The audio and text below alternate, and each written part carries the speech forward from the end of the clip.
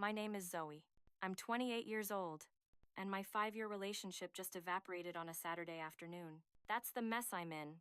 That's the story I keep telling myself anyway. The one where I'm the victim. It had been a perfectly normal Saturday. Painfully, beautifully normal. I'd had brunch with Chloe and another friend downtown. We complained about work, dissected a terrible movie we'd all seen, and ordered a second round of mimosas. Afterward, I wandered through a few shops in the old quarter, bought a ceramic pot for a plant I'd probably kill in a month, and texted Daniel a picture of it. New friend for the living room? No reply. I didn't think anything of it. He was probably deep in some report for his firm. He worked in finance. Numbers and spreadsheets. A world I didn't understand. A world that had been consuming more and more of him lately. I got home around 5. The moment I unlocked the door, I felt it. The silence. It wasn't the usual quiet of an empty apartment. This was a different kind of quiet. A heavy, hollow silence that absorbs sound. The air was still. Too still. Daniel? I called out, dropping my keys and shopping bag on the entryway table. No answer. The TV was off. No laptop humming on the dining table where he often worked on weekends. The apartment was also neat. Too neat. The throw blanket on the couch was folded perfectly. The magazines on the coffee table were squared away. Daniel was tidy, but this was sterile. Like a hotel room that had just been cleaned. A cold knot began to form in my stomach. I walked into our bedroom, and I froze. His side of the closet was empty, not just a few things missing. Empty. A barren landscape of wooden hangers. His suits, the shirts I'd bought him for his birthday, his favorite worn-out hoodie, all gone. I stumbled backward, my hand flying to my mouth. No, this had to be a joke. Some kind of elaborate, cruel prank. I pulled open the top drawer of his dresser. The drawer where he kept his watches, his cufflinks, his wallet, cleared out. The bathroom cabinet, half empty. His toothbrush, his shaving cream, his cologne, vanished. It was like someone had surgically removed every trace of him from our shared life. Methodically, precisely. While I was out laughing over mimosas, there was no note. Nothing. Just absence. Panic, sharp and acidic, clawed its way up my throat. I snatched my phone, my fingers fumbling as I dialed his number. Straight to voicemail. Hi. You've reached Daniel. Leave a message. His voice, so calm and familiar, was a gut punch. I texted him. Daniel, where are you? What is going on? Call me right now. I watched the screen, waiting for the little delivered receipt to appear beneath the blue bubble. It never did. Just sent. He'd blocked my number. My mind raced. Social media. I opened Instagram. Searched his name. User not found. Blocked. Facebook. Same thing. His profile. Our tagged photos. 5 years of memories. Gone. Wiped clean, as if a digital switch had been flipped. I had been erased. I started calling our friends. Have you heard from Daniel? I asked Chloe. My voice shaking so hard I could barely form the words. A pause on the other end of the line. A beat too long. No, Zoe. I haven't. Is everything okay? She asked, her concern sounding careful, rehearsed. He's gone, Chloe. He took all his stuff, and he's just gone. Oh my God, she said. But her shock felt thin, brittle. The next few calls were the same. No one knew anything. Or at least, that's what they claimed. I wandered back into the living room, my gaze falling on the things left behind. The couch we'd spent weeks picking out was still there. The ridiculous, oversized painting we'd bought on a whim during a weekend trip was still hanging on the wall. But the espresso machine he'd brought with him when we first moved in together, and that was gone. The bookshelf he'd built with his own hands, gone. It was so calculated, so final. He hadn't taken things out of anger. He had divided our life. He only took what was undeniably his. I sank onto the floor, the cold hardwood seeping through my jeans. The tears finally came, hot and furious. Tears of confusion, of fear. But mostly, tears of indignation. Who does this? Who ends a 5-year relationship? A life built together, without a single word?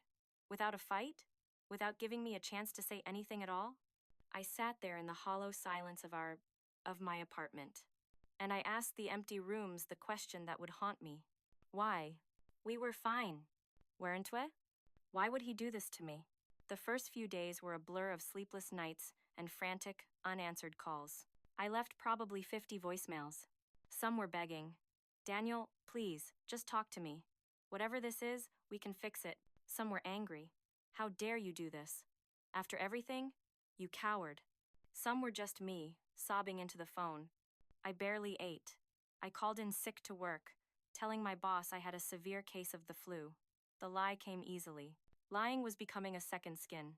Our friends started to reach out more. At first, it was just messages of concern. "Thinking of you, Zoe. Let me know if you need anything." But then, the questions started. Probing, careful questions. "Did something happen between you two? Did you have a big fight we didn't know about?" I stuck to my story. The only story I had. "I have absolutely no idea," I'd say, my voice cracking with practiced despair. Everything was completely normal. Perfect, even. But that wasn't exactly true, was it? The truth was, things with Daniel hadn't been perfect for a while. He'd been working longer hours, always tired when he got home.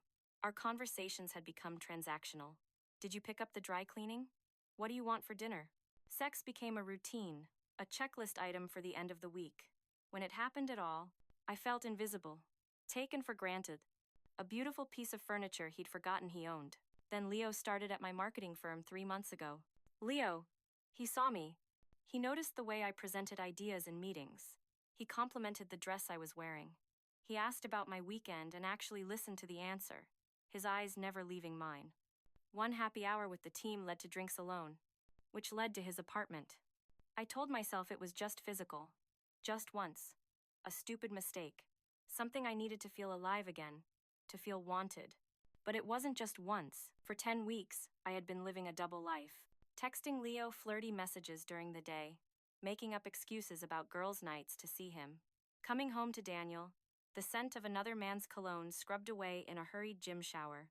The thrill of it was intoxicating, having this secret that was just mine, feeling desired again. Looking back, there were signs Daniel suspected something. Questions about why I was working late so often. The way his eyes would linger on my phone screen when I left it unlocked on the coffee table. How he'd suddenly started suggesting weekend trips, date nights, desperate little attempts to reconnect. I dismissed it all, made him feel paranoid for even asking. "Don't you trust me?" I'd ask, turning it back on him, watching him retreat, guilt written all over his face for the crime of questioning me. It was a masterful performance. Awake after he vanished, Clue came over. She brought soup and that look. You know the one. Pity mixed with a healthy dose of judgment. She sat on the couch, the one Daniel had left behind, and looked at me. "Zoe," she said, her voice soft. "Is there anything you need to tell me? Anything that might explain why Daniel would just leave?" The way she asked it, the careful emphasis on the word anything, I knew. Somehow, he knew about Leo. But how? I'd been so careful. At least, I thought I had. I maintained my innocent act, of course. It was all I had left. "What are you talking about?" I said, my voice cracking appropriately as fresh tears welled in my eyes. And they were real tears. Real panic. Because my carefully constructed world was crumbling around me, and I was losing control of the narrative. Chloe sighed. A deep, weary sound. "Stop it, Zoe. Just stop." My heart hammered against my ribs. "Daniel reached out to me," she said quietly. "To a few of us. He didn't want us to worry. He told us why he left." My blood ran cold. "What did he say?" I whispered. "He knows about your coworker," she said. Her eyes filled with a disappointment that hurt more than anger. "He has proof. Screenshots of your texts, Zoe. Hotel receipts." My stomach dropped. The hotel. The one weekend Leo and I. "He even followed you one night," she continued, her voice hardening. "He saw you. He saw you with him." I felt the air leave my lungs. It wasn't just that he knew. He had evidence. And he had shared it. He hadn't vanished into thin air. He had strategically retreated, and in his wake, he had armed our closest friends with the truth. His truth. He had taken my story away from me before I even had a chance to tell it. The worst part wasn't that he knew I had cheated. The worst part was that now, everyone else knew too. And one by one, the messages of support stopped.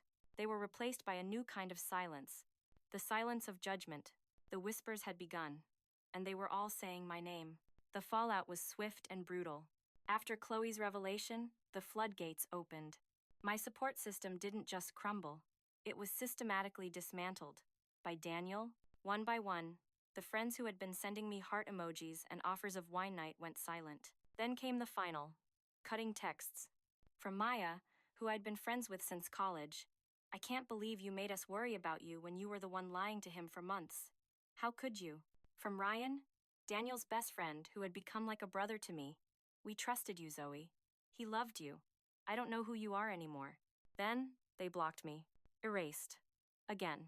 Work became a minefield of averted glances and hushed conversations that stopped the moment I entered a room. Leo started taking his lunch at his desk. He'd give me a tight, panicked smile in meetings and find any excuse to avoid being alone with me. The affair, which had felt so thrilling and alive, fizzled and died almost immediately. Your situation is just really emotional right now, he'd said, the coward's classic exit line. Men, they love the chase, the danger. But the second things get complicated, the second there are real consequences, they run. My narrative was in tatters.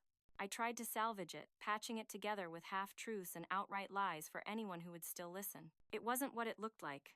I'd tell a distant acquaintance. Daniel and I were practically broken up already. He was so emotionally unavailable. It was a one-time mistake, and he's completely overreacting. Who disappears after 5 years over one mistake? A few people, the ones who didn't know Daniel well, seemed to nod along, willing to give me the benefit of the doubt. But those closest to us, they knew better. They'd seen the way Daniel looked at me. They remembered him planning surprise parties for me, taking care of me when I was sick, always putting me first. They knew he wasn't some emotionally distant workaholic. He was just a man who had been working hard to build a future. Our future. A future I had torched for a few weeks of cheap thrills with a guy from marketing. My sister finally snapped after listening to me spin the same excuses for the 10th time. You know what your problem is, Zoe? She said, her voice sharp over the phone. It's not that he left. It's how he left. You can't stand that he didn't scream and cry and give you the satisfaction of seeing him broken. He just opted out. He took away your power, and it's driving you absolutely crazy. She was right, though I would have died before admitting it to her. The fact that he hadn't fought for me, hadn't begged to know why, hadn't given me a stage for my pre-rehearsed apologies and justifications, it was infuriating. I had an entire script prepared. Tears, excuses, promises, all wasted on an empty apartment. My grief curdled into something else. An obsession. I had to find him. I had to talk to him face to face. In person, I was persuasive. In person, my tears and our shared history might still hold some power. If I could just see him, touch his arm, remind him of the good times, of the woman he fell in love with before I made this mistake, maybe I could fix this. Not because I was sure I wanted him back. At this point, I wasn't even sure what I wanted anymore, but because I couldn't stand being the one left behind. The one everyone blamed. The villain of the story. For 2 months, I hunted for him. I became a digital ghost, scouring the social media profiles of his cousins, his old college friends, anyone who might slip up and post a photo. I drove through the neighborhood where his parents lived, hoping to catch a glimpse of his car. It was pathetic. I knew it was pathetic, but I couldn't stop. Then, one night, scrolling through the Instagram story of a mutual friend, a friend who hadn't blocked me yet, an oversight on their part, I found it. A location tag. A new coffee shop across town, in West Haven. It was a group photo from a birthday brunch. And there, in the background, out of focus but unmistakable, was Daniel. He was sitting at a corner table, laptop open, a cup of coffee beside him. He looked fine. Not just fine. He looked calm, content. He wasn't devastated. He wasn't a hollowed-out wreck. He was just a man, getting on with his life. Something inside me snapped. While I had been falling apart, missing work, alienating the few people I had left, having panic attacks on my bathroom floor, he had been moving on. The sheer, staggering unfairness of it all burned like bile in my throat. I didn't plan what I did next. Not really. I just found myself in my car the following morning, driving to West Haven. Daniel was a creature of habit. He always had his morning coffee at the same time, before heading to the office. I parked across the street from the shop at 8:15 a.m. and waited. My heart was hammering so hard against my ribs I thought it might break through. This was it. I was going to get my confrontation. I was going to get my scene, and this time, I would be the one in control. At 8:22 a.m., he appeared, walking up the street in his charcoal peacoat, a leather messenger bag slung over his shoulder. He looked good, rested, calm, purposeful. The sight of his composure sent a fresh wave of fury through me. I watched him go inside, order at the counter, and exchange a familiar smile with the barista. He was a regular here. He had a whole new life, a whole new routine. How long had he been coming here? He settled at a table near the window.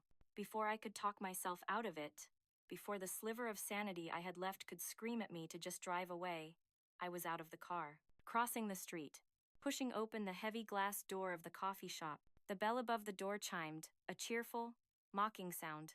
He didn't notice me until I was standing right at his table, casting a shadow across his open laptop. A looked up.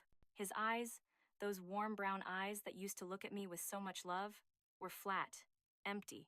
There was no surprise, no shock, just a faint, weary recognition. As if he'd been expecting this moment all along. Zoe, he said. Just my name. Spoken like a fact. Like a problem he now had to solve. You just left, I managed to say, my voice sounding strange and strangled in my own ears. No explanation. No fight. Nothing. 5 years, Daniel. And you just disappeared. He glanced around at the other customers, a few of whom were already starting to stare. Sit down, he said quietly. You're making a scene. I don't care about making a scene. I do, he countered, his voice low but steady, cutting through my hysteria. Sit. Down. I sank into the chair opposite him, my body trembling. You know why I left, Zoe, he said, his gaze unwavering. You know exactly why. You could have talked to me, I pleaded, falling back on my well-worn script. You could have given me a chance to explain. Explain what? For the first time, a flash of raw anger broke through his careful composure. Explain how you lied to my face for months? How you were sleeping with your coworker while I was at home? Planning a future with you? What exactly was there to explain? It wasn't what you think, I said, the pathetic defense sounding weak even to me. Things between us weren't good. You were always working, always distracted. Stop. He held up a hand, a gesture that was both a plea and a command. Just stop. I'm not doing this. I'm not sitting here listening to you rewrite our history to justify your choices. My desperation was turning ugly. I needed to find a crack in his armor. Then why did you ask Chloe to check on me? I threw his own words back at him, searching for any sign of the man who used to care. If you hate me so much, why do you care if I'm okay? Because I'm not a cruel person, Zoe, he said simply. The words were a quiet rebuke. I loved you for 5 years. I didn't want you to spiral. But that doesn't mean I owe you a conversation about this. It doesn't mean I owe you my anger. You owe me closure. My voice rose again, causing more heads to turn. Daniel's eyes hardened. I don't owe you anything anymore, he said, each word a precise, clean cut. You ended our relationship the moment you decided to cheat. I just made it official. A barista, a young woman with a concerned expression, approached our table. Everything okay here? It's fine, Diane, Daniel said. He knew her name. Of course he did. He was just leaving. He stood up, gathering his things with a maddening calm. No. I lunged forward and grabbed his arm, my nails digging into the fabric of his coat. You don't get to walk away again. Ma'am, the barista interrupted, her tone firmer now. I'm going to have to ask you to lower your voice, or leave. Daniel gently, but firmly, removed my hand from his arm. What you need, Zoe, he said, his voice dropping to a near whisper, isn't something I can give you anymore. Where are you living? I demanded, recklessness making me cruel. Are you seeing someone new already? Is that it? Did you replace me that fast? He sighed, a deep, exhausted sound. He looked genuinely tired now. Not of me, but of this, of the drama. This, he said, gesturing between us, at the scene I had created. This is exactly why I left the way I did. I knew any conversation would just be you trying to control the situation, to make yourself the victim, to find ways to blame me. I am done with that dynamic. Sir, the barista said to Daniel, do you need me to call someone? No need, he said, sliding his laptop into his bag. He looked at me one last time. Don't come looking for me again, Zoe, he said quietly. It's over. Let both of us move on. He walked toward the door. So that's it? I called after him, my voice breaking. 5 years ends like this? In a coffee shop? He paused at the door, his back to me. He turned his head slightly. No, he said, without looking at me. It ended 3 months ago. This is just you refusing to accept it. And then he was gone, leaving me alone. Once again. But this time, I wasn't in the privacy of my own apartment. I was sitting in the wreckage of the scene I had created, under the glare of a dozen pairs of judging eyes. I had my confrontation, and all it had cost me was the last shred of my dignity. The weeks after the coffee shop disaster were a thick, gray fog. I went through the motions. Wake up, go to work, stare at my computer screen, go home, drink too much wine, sleep, repeat. I was a ghost haunting the edges of my own life. At work, the promotion I'd been in line for quietly went to someone else. Leo, ironically. He now held a position of authority over me. He avoided eye contact in the hallways. My sister tried to get through to me, but I ignored her calls. I couldn't face her pity, her I told you so kindness. I made a promise to myself. I would not look him up. No more social media stalking, no more searching for clues. I had to let it go. I had to move on. I lasted 6 weeks. It was a Tuesday night, close to midnight. I was on my third glass of wine, scrolling mindlessly through my phone, when I broke. A simple search. Daniel's name. His profiles were still private, but I knew his friends. I found Ryan's page, which was public, and there it was. Posted 3 hours ago. A photo of Daniel, on one knee, on a scenic overlook somewhere beautiful. He was holding a ring out to a woman whose back was mostly to the camera, but I could see the cascade of her dark hair. She was covering her mouth with her hands in shock and joy. The caption from Ryan was sickeningly cheerful. She said yes. Couldn't be happier for my best friend Daniel and his amazing fiancée, Sophia. Welcome to the family. Sophia. Her name was Sophia. The wine turned to acid in my stomach. I clicked on her tagged profile. It was public. Of course it was. She was beautiful. Not in a flashy, intimidating way, but in a quiet, confident way. An art gallery curator, according to her bio. She had pictures of them together. Hiking. Cooking in a bright, airy kitchen that was definitely his new kitchen. At a party. Surrounded by our old friends. His friends now. She fit seamlessly into the life that was supposed to be mine. In every picture, Daniel looked happy. Genuinely, deeply happy. Relaxed. There was a lightness to him I hadn't seen in years. The most painful realization wasn't that he'd moved on. It was that he seemed better off without me. Happier. More himself. While I was still stuck in the wreckage, he'd already rebuilt. 6 months. 6 months from discovering my affair to proposing to someone new. Was I so easy to get over? Was our 5 years together so meaningless that it could be replaced in half a year? The cosmic unfairness of it all made me want to scream. I scrolled through the comments, punishing myself. So happy you found your person after everything. You deserve this happiness more than anyone. A perfect match. Each comment was a tiny nail in my coffin. My phone pinged with a notification. A group message. It was from Chloe. To a list of our old friends. Including me. Probably by accident. A relic from old contact groups. Hey everyone! Planning a surprise engagement party for Daniel and Sophia. It's at the Overlook Rooftop Bar. Saturday the 18th. Let me know if you can make it so I can finalize the numbers. Let's celebrate these two. The message included the date, the time, the venue. My first thought was a numb, distant, of course, our death. My second thought, after another glass of wine, was something darker. An idea that started as unthinkable, then became morbidly curious, and finally, after the bottle was empty, metamorphosed into something that felt like destiny. I would go. Not to cause a scene. I told myself I was past that stage. I just needed to see them. With my own eyes. In person. I needed to understand what she had that I didn't. I needed the closure that Daniel had denied me. The closure I was determined to take for myself. The night of the party, I spent hours getting ready. A new dress. A slinky black number that cost more than I could afford. Professional makeup. Hair styled perfectly. I was putting on armor. Preparing for a war only I knew I was fighting. I arrived fashionably late, my heart hammering a frantic rhythm against my ribs as I rode the elevator to the rooftop. The hostess at the entrance to the private section smiled warmly. Name? Zoe Mitchell, I said, my voice more confident than I felt.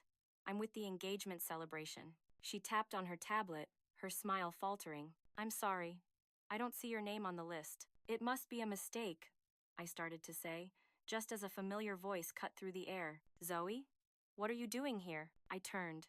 It was Chloe, a champagne glass in her hand, her expression shifting from confusion to pure alarm. I got the invitation, I said, gesturing vaguely at my phone.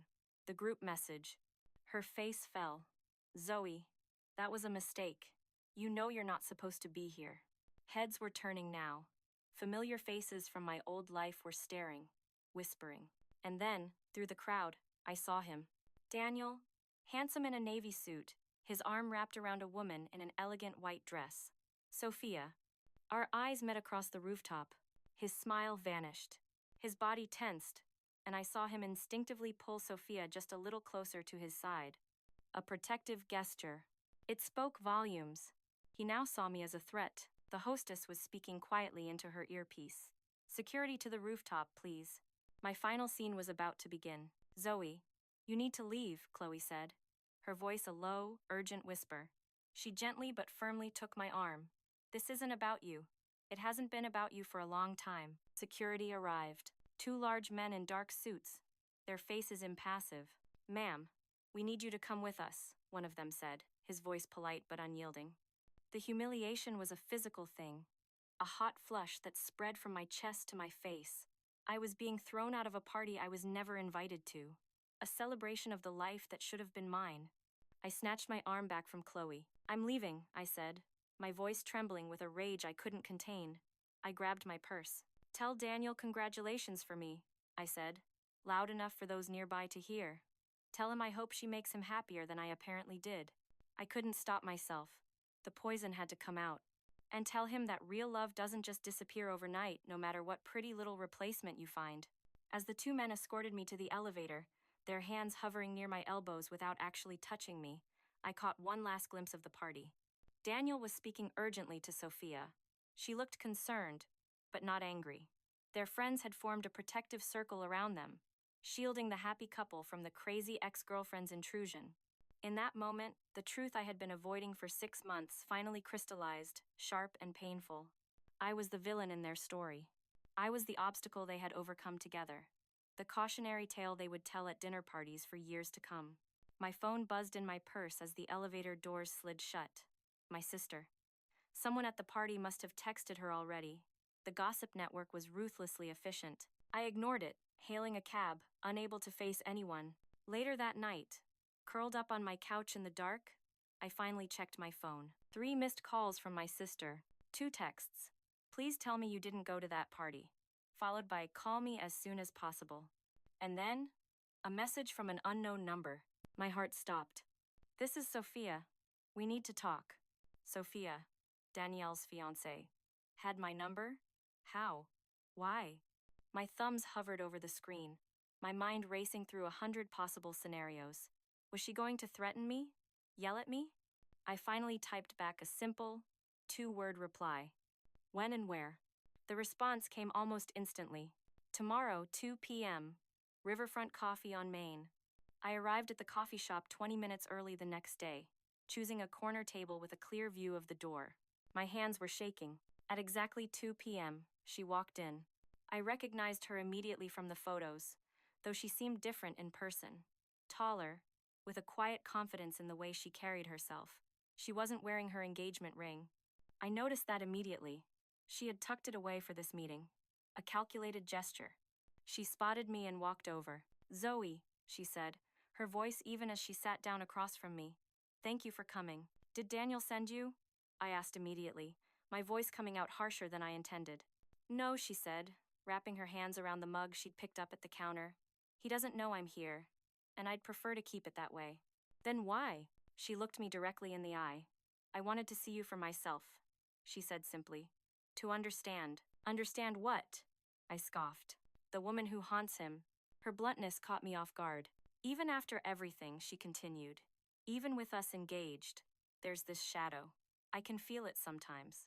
When a certain song plays on the radio, when we drive past your old neighborhood, a small, dark flicker of triumph ignited in my chest. So, I wasn't completely erased after all. I still existed somewhere in his mind. Can I ask you something? She leaned forward slightly. Why did you cheat on him? The directness of the question stunned me. No one had asked it so plainly. It's complicated, I stammered. I'm sure it is, she agreed, her expression unreadable. Most important things are. We grew apart, I said finally, falling back on the easiest explanation. He was working all the time. I felt neglected. It just happened. She nodded, considering this. And was it worth it? The affair? Obviously not, I snapped. Look at my life now. That's not what I asked, she said gently. I mean, in the moment. When you were deciding to cross that line, did you think it would be worth whatever consequences might come? I didn't think there would be consequences, I admitted, my voice barely a whisper. I never thought he'd find out. And if he did? She trailed off, letting me fill in the blank. You thought he'd forgive you? She finished for me. Fight for you, not walk away. I just nodded, my throat tight with unshed tears.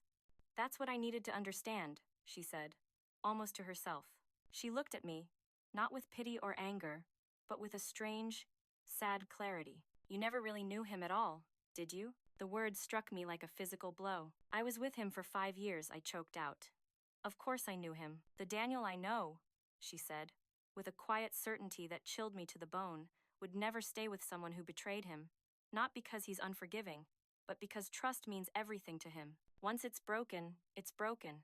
He doesn't do second chances with trust. For him, there was nothing to work through. There was no conversation that needed to happen. The Nicholas who loved you ceased to exist in that moment. I thought back. How many times had Daniel told me, in different ways, that honesty was his non-negotiable? How many stories had he shared about his parents' toxic marriage, built on lies and second chances that never fixed the fundamental break? How had I missed it? How had I been so arrogant to think his deepest held principle wouldn't apply to me? Why are you telling me this? I whispered. Because you're still waiting for a different ending, she said. You're still convinced there's unfinished business. And as long as you believe that, you can't move forward. And neither can he. Completely. And neither can I. She stood up, gathering her purse. I should go. Daniel will be wondering where I am. As she turned to leave, a final, desperate question burst from me. Are you happy with him? She paused and looked back.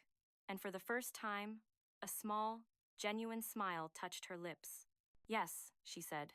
I am. And someday, Zoe, I hope you find what makes you happy, too. But you won't find it looking backward.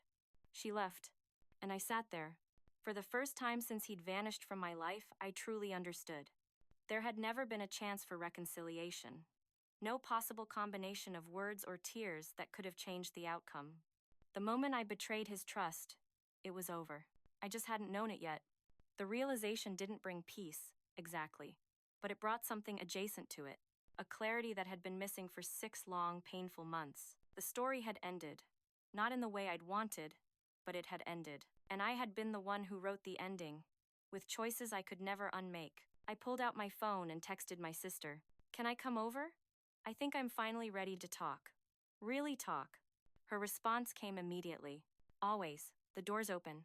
I put my phone away and began walking, not looking back. Daniel was gone. The life we'd planned was gone. The woman I thought I was the good person, the victim was gone too. All that remained was who I might become next. The path forward looked lonely and uncertain, but for the first time in a very long time, at least it looked forward. Maybe that was the only closure I was ever going to get. Maybe it was the only closure I deserved.